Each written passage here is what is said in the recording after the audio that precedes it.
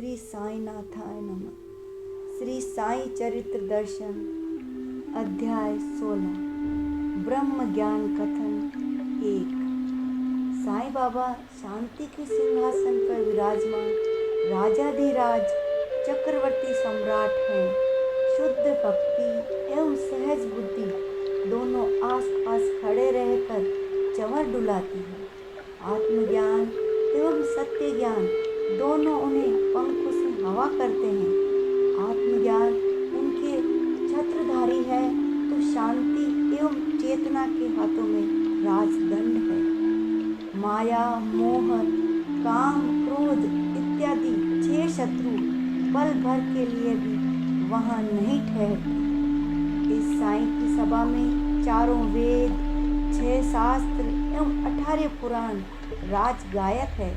शुद्ध चेतना की छांव चंद्रमा की चांदनी सी दमक रही है एवं आत्म संतोष का सुख चारों ओर फैल रहा है। विरक्ति, भक्ति, पूर्ण ज्ञान, भजन, ध्यान, आत्मज्ञान एवं साक्षात्कार, ये 8 मंत्री बाबा की सेवा में मग्न रहते हैं। शांति एवं संयम के दिव्य रत्न उनके कंठ भूषण में चमकते हैं। उनकी मधुर वाणी वेदांत रूपी सागर में अमृत की लहरें हैं। उनके हाथों में ज्ञान खड़ग की तेज धार देखकर संसार रूपी वृक्ष भी थर थर कांपते हैं। साईं बाबा को भक्ति भाव से फूल या पत्ती भी अर्पण की तो वे बड़े प्रेम पूर्वक इसे स्वीकारते हैं। यही यदि अभिमान से समर्पित किया तो तुरंत गर्दन घुमा लेते हैं। वे सच्चित सुख के सागर है। उन्हें बाह्य आडंबर के विषय में क्या आदर महसूस होगा। बाबा भक्तों से कहते थे, बहुत अधिक चतुराई किसी काम की नहीं। श्रेष्ठ एवं वयोवृद्ध जो कहते हैं वे सुनते जाएं। गुरु से श्रेष्ठ राजा त्रिभुवन में नहीं। गुरु की तुलना श्री गणेश से करनी चाहिए। चिंतामणि जितना मांगो उतना ही प्रदान करते हैं। बहुत से भक्त बाबा के पास पुत्र संतति, अखंड राज्य, संपत्ति इत्यादि मांगने आते थे, परंतु कोई विरला ही भक्ति भाव से संसार से मुक्ति मांगता है। ऐसा ही एक बाबा का भक्त था। उसके घर अथाह संपत्ति एवं संतानें थी। उसने सोचा बाबा से मिलकर ब्रह्म ज्ञान मांगा जाए।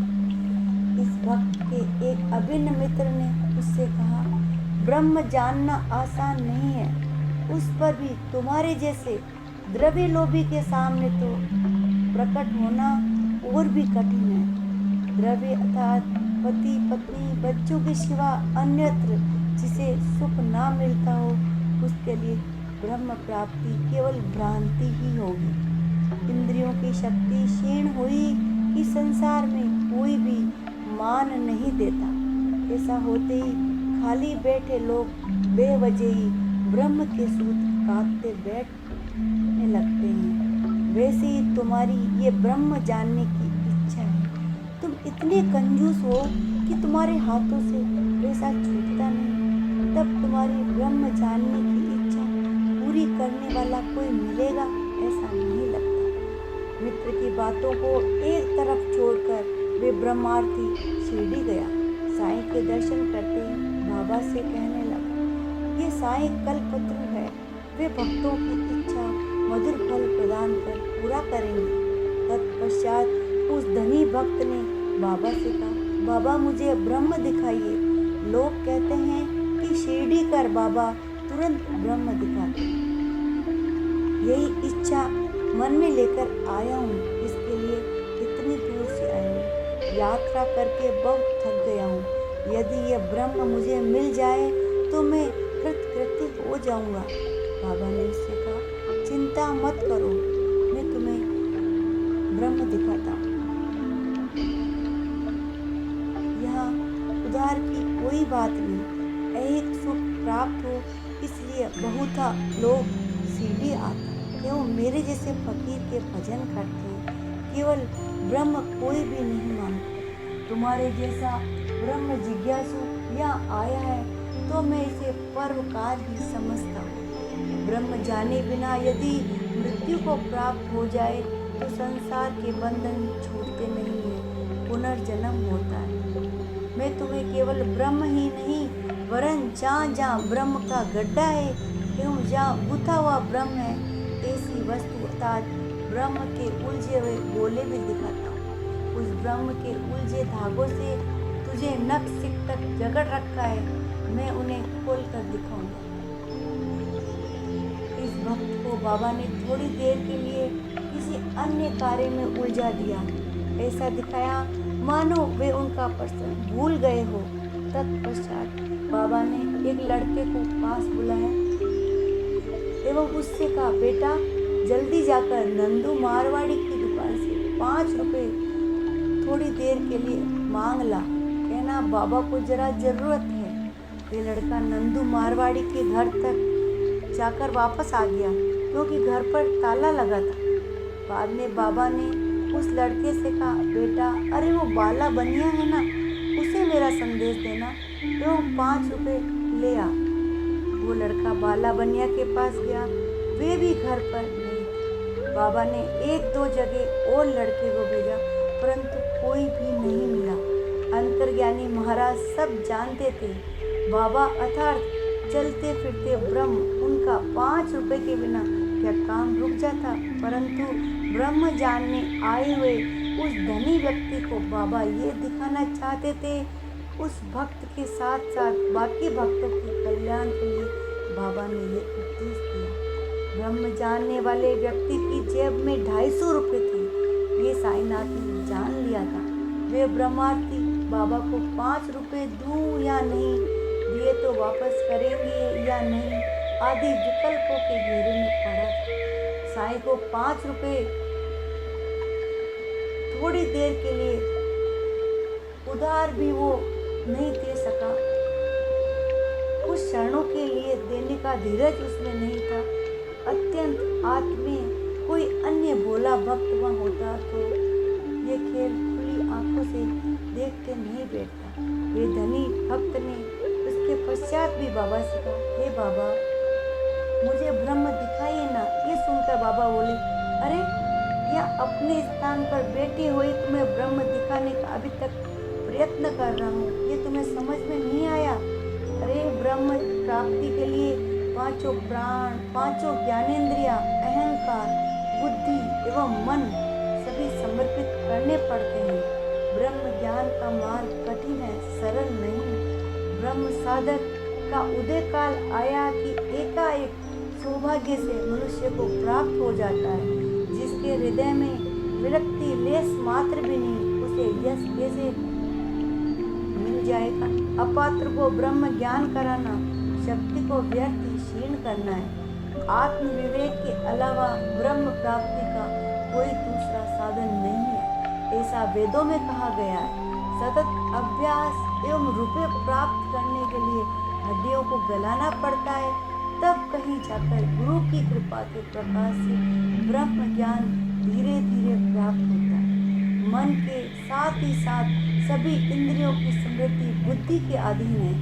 घड़े का प्रमुख कारण मिट्टी है, उसी तरह इंद्रियों का मुख्य कारण बुद्धि एवं आत्मा स्वयं भू है, कारण रहित है।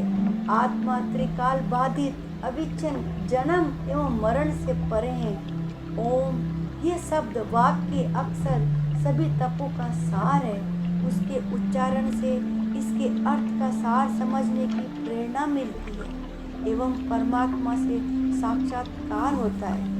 गुरु के उपदेश एवं शास्त्र विद्या दान से अंतर्बाह्य दोनों इंद्रियां प्राकृतिक रूप से संतुष्ट होती है, तभी आत्मज्ञान प्राप्त होता है एवं प्राकृतिक एक रूपता समझ आती है। अंतर्मन से अविद्या की गांठें खुल जाती है एवं साधक अनंत में प्रवेश करता है। आत्मा परिपूर्ण एवं उपाधि रहित है। ब्रह्म ओंकार जन्य है, यही ब्रह्म का स्वरूप है। इसी ब्रह्म को समझ पाना धर्म शास्त्रों के लिए भी कठिन है, तो सभी को सुगमता कैसे उपलब्ध हो सकता है। इसे आत्मस्वरूप का निश्चय करते करते तो वेद भी थक गए, तपस्वी वनवासी हो गए, उपनिषदों ने भी हाथ खड़े कर दिए। इस तरह कोई भी इसकी विवेचना करने में असमर्थ है। आत्मस्वरूप की थाप पाने के लिए ऐसे गुरु की आवश्यकता है जो ईश्वर से मिलकर एक रूप हो गया। तर्कशास्त्री भी इसे नहीं समझ पाते।